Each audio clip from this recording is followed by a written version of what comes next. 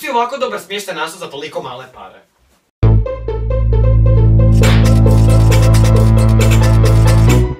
Jakob, što ćemo mi sada raditi? Pa ne, ja sam nek mislila da malo divljamo po ovoj sobi.